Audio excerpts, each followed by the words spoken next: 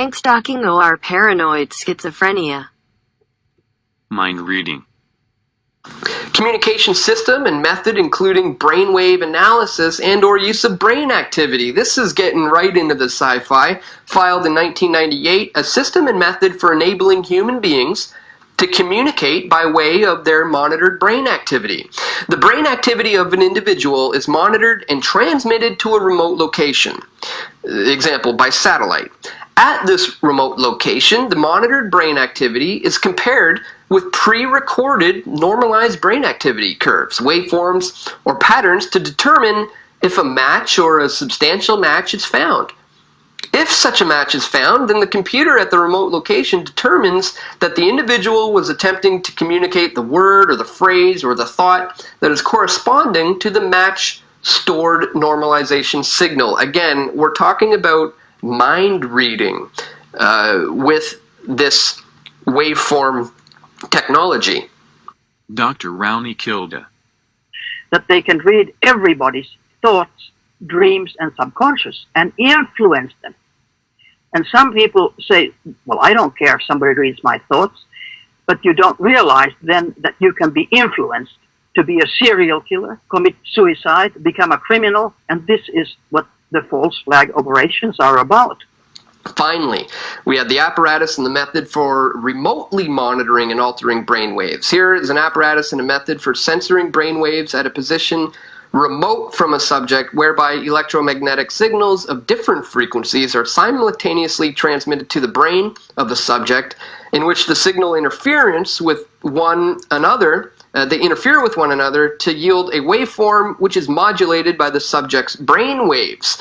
The interference waveform, which is representative of the brain wave activity, is retransmitted by the brain to a receiver where it is demodulated and amplified.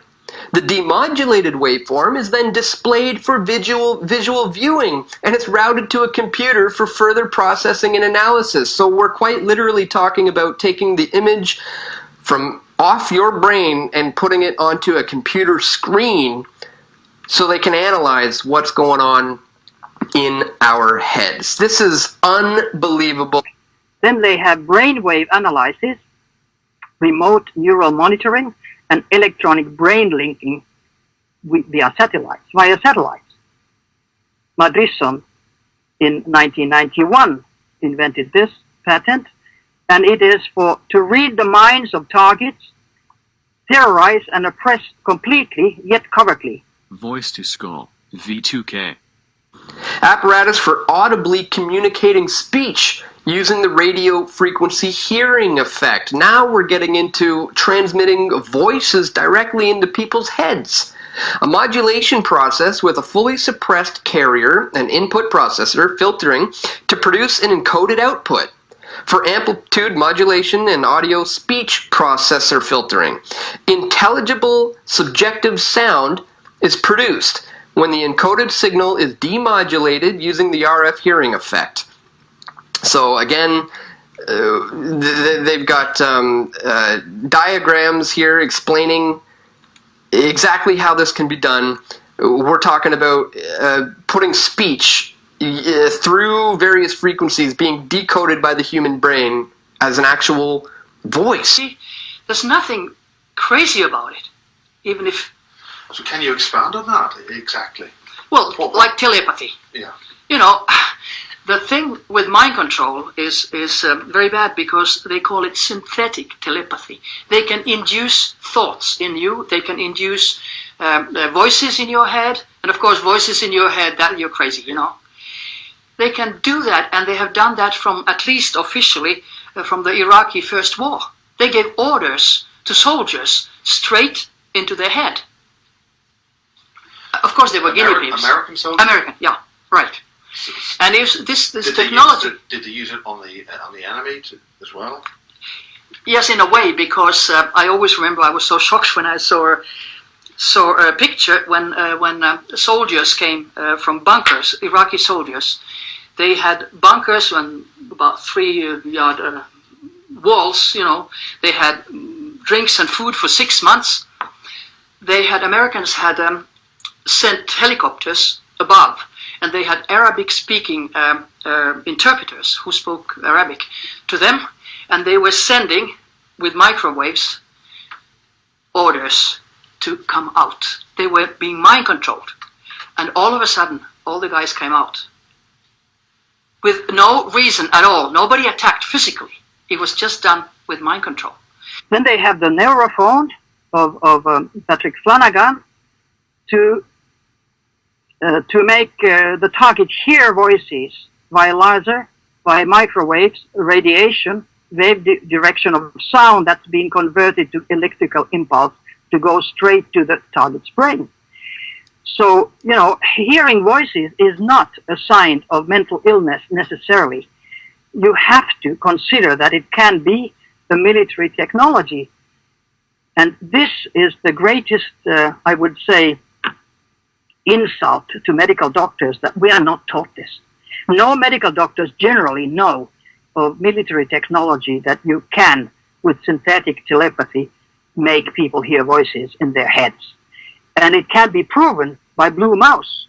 I had exchanged some emails with Elton Byrd before he died, and he was a Navy scientist who was engaged in these technologies.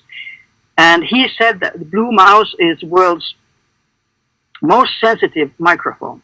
If somebody says, I hear voices in my head, so you put the Blue Mouse onto the skull of this person, and this microphone, Blue Mouse, takes the words, the sentences that the person hears, and everybody in the same room can hear it.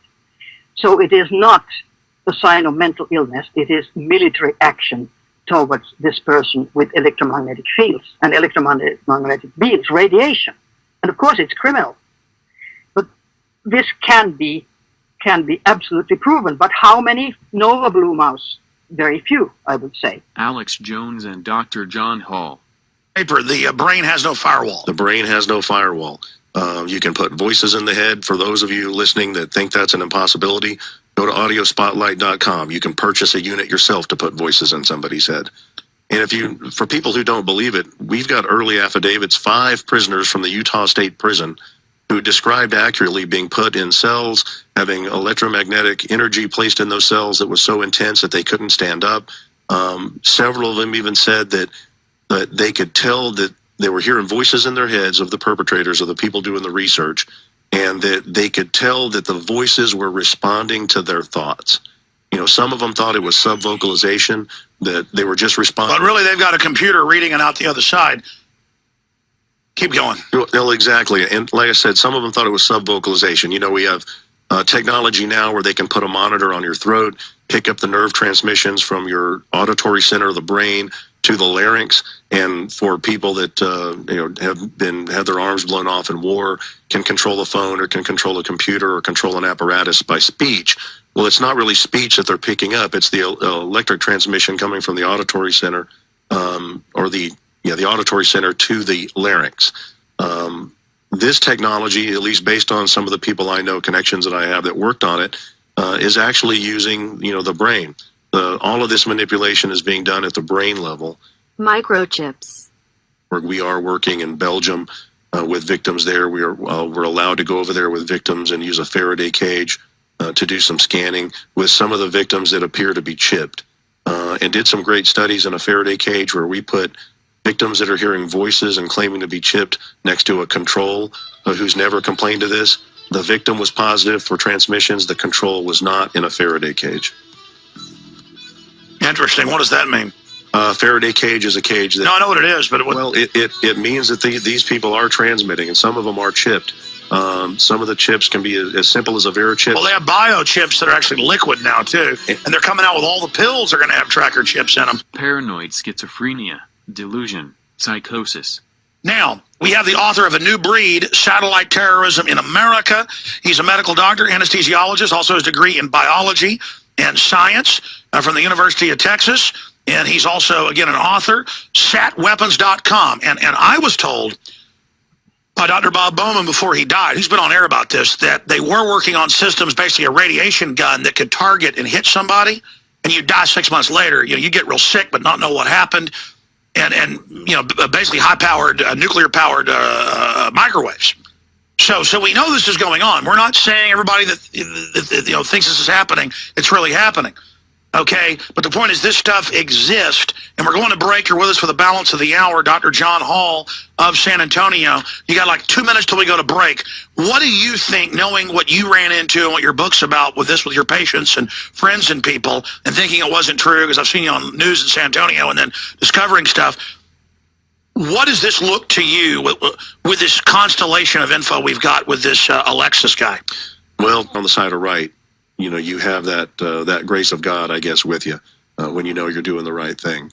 And the right thing's not always the easiest thing. Like I told you, I never in a million years planned on being the one of the spearheads. So you were telling me that during the break. How did you, it just like, wow, it just got, and now you've learned more and more about it. Well, after the book came out and I had, thousands of other victims come forward and say, thank you for putting a book out on it and using whatever, cred that I have with having a couple of initials behind my name. Not that that's any big thing, but the one thing that I was happy that the book did is I had a lot of families call me and say, we have a son that's been complaining about hearing voices and complaining of, government surveillance.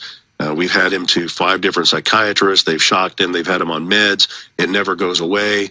Now we have a little better understanding about maybe what he's dealing with, and if that had only happened once, it would have been worth having wrote the book. And it's happened hundreds of times. Where people have actually, let psychiatrists do electroconvulsive therapy on loved ones that were voicing these complaints. Now we're kind of going toward an educational campaign. We need to educate at least local psychiatrists. Now, at the top of the psychiatric chain, Canadian Psychiatric Association, the American Psychiatric Association, they know very well what these websites. Oh, they're the people running it. Yeah, they're the ones who started a lot of the MK Ultra programs that have advanced to where we're at now. Now, at the local level, where you're being maybe mandated to see a psychiatrist, they probably are largely ignorant of the technology.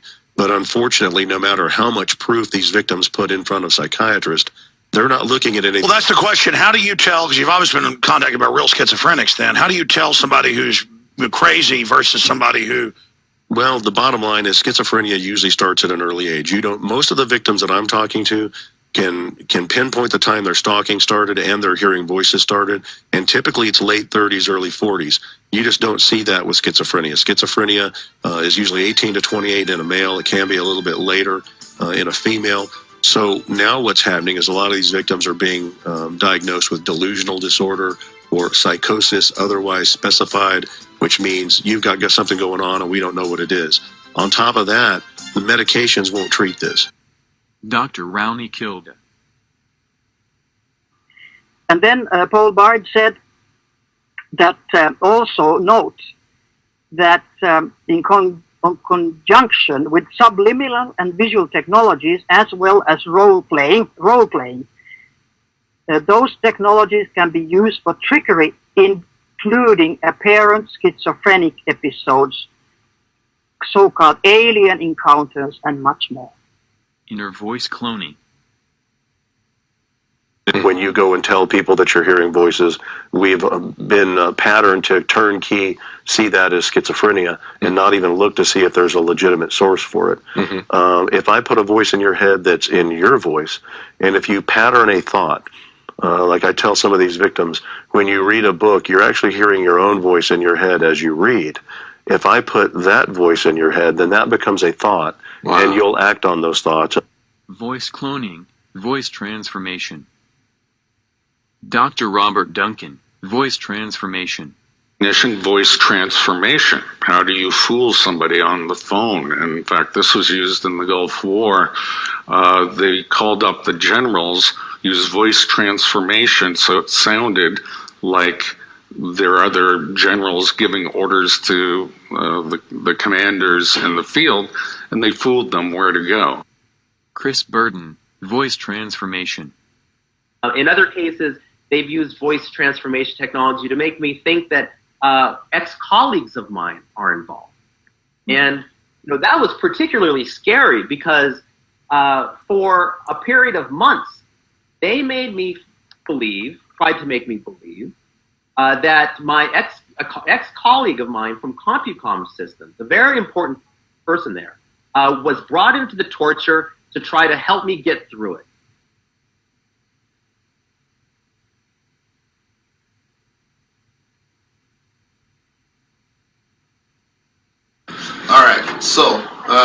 Duncan, I have one more question for you, and this is probably one of the most important questions I'm going to have for you. Recently, I've experienced something that can possibly get me murdered. And this is something that throughout the years I know they've been working on. I don't know if it took 30 years for them to finally get me, to be able to do exactly what I'm about to try to explain. But forced speech. I mean, I could be literally sitting here having a conversation with you, and it's not me talking. Literally I am saying word for word, verbatim, not what I'm being told, but what I feel is going through me. Yeah. I mean, it's crazy. I mean, I could be trying to tell you, Duncan, hey, do you see that cute girl over there? They say, I'm talking about the guy down the street is, Yeah, so the way you experience it would be, I guess, like Tourette's. Almost like you can't control what is coming out of your mouth. And it's not what's in your thought processes, but you're speaking somebody else's verbiage. And yes, it does take a long time for that usually to occur, because remember, your brain's been mapped out. Mm-hmm. And so they've mapped out your audio cortex. You're cloned with another person or a machine. And so pretty soon the brain will bypass your cerebral cortex and be able to shoot out vocabulary that you have no intention of saying. And it's, I hate to say it, it's pretty common with most TIs. So research. I'm not the only TI who's... No, not even close. No, there are a lot of them. This is not new, not a new phenomenon. And in fact, that's where the term forced speech came from. It was probably back in the 80s. People in... Wait a minute. So you're saying that they've been working on forced speech since the 80s? Yeah. This is 2015. I know. So you can imagine how advanced the weapon systems have become. Chris Burden, forced speech. I was in Palo Alto, and they were revealing all of these technologies for speech, and they do it in gradual steps because they're always trying to make you think that you've been exposed to everything the technology can do, but you never are. They're revealing these things in graduated steps so they can maximize the terror and the fear in you.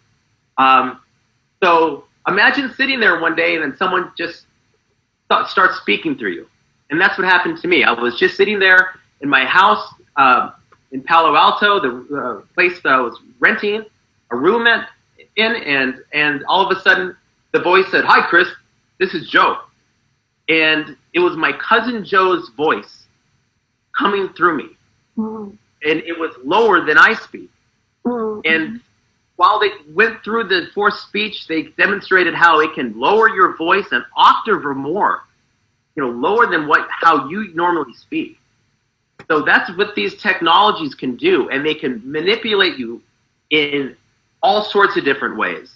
The voice transformation is incredible. I mean, they can make you speak with this kind of electronic, almost synthesized sounding voice. So, it's an output that they are then, sending through you, transmitting through you. Mm-hmm. So when you're going through this, you think in analog terms, you think about, electronic, electric, nerve impulses. But what they're doing is much more sophisticated than that. Holograms, visions. So they can make you see ETs, see dead relatives, and you don't know if it's done with mind control or if it is real. And that's why they are confusing it, because there are absolutely real contacts with ETs and real contacts with the energy of the dead, but they can also be simulated by mind control, and people can be confused. Thoughts and feelings. Thought transmission unit sends modulated electromagnetic wave beams to human receiver to influence thoughts and actions without an electronic receiver.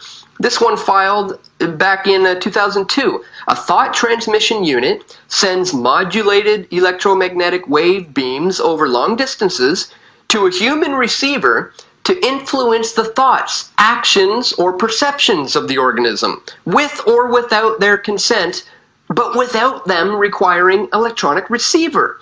This is absolutely phenomenal technology being filed for patents back in 2002.